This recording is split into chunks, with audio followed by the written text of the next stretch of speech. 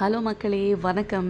இன்றைக்கி வீடியோவில் நீங்கள் என்ன பார்த்துட்ருக்கீங்கன்னா, மண் சட்டியில் வச்ச ருசியான மீன் குழம்பு எப்படி செய்கிறதுன்னு தாங்க. மீன் குழம்பை வந்து மண் சட்டியில் வச்சு செஞ்சு பாருங்கள். அப்படி ஒரு ருசி இருக்கும். அதில் உங்களுக்கு வித்தியாசம் கிளியராக தெரியும் சாப்பிடும்போது. மண் சட்டியில் ஒரு 4 ஸ்பூன் நல்லெண்ணெயை ஊற்றி அதில் வெந்தயம், சீரகம், கடுகு, கருவேப்பிலை, பச்சை மிளகாய், சின்ன வெங்காயம் இடித்தது, அதுக்கப்புறம் பூண்டு இடித்தது போட்டு நல்லா வதக்கிடுங்க.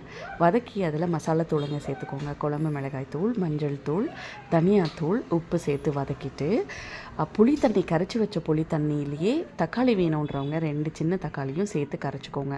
அந்த கரைச்சி வச்ச தண்ணியை இந்த சட்டியில் சேர்த்து ஒரு 10 நிமிஷம் நல்லா கொதிக்க விட்டுருங்க. கொதிச்சதுக்கப்புறம் சிம்மில் வச்சு ஸ்டவ்வை அப்புறம் மீன் சேருங்க, அதில் சேர்த்துக்கோங்க. ஒரு மீனாக மெதுவாக எடுத்து அதில் குழம்புல விட்டுட்டு கரண்டி போட்டு கலராமல் சும்மா அப்படியே அசைச்சி விட்டு மூடி போட்டு 2 நிமிஷம் வேக வச்சு இறக்கினீங்கன்னா ருசியான மீன் குழம்பு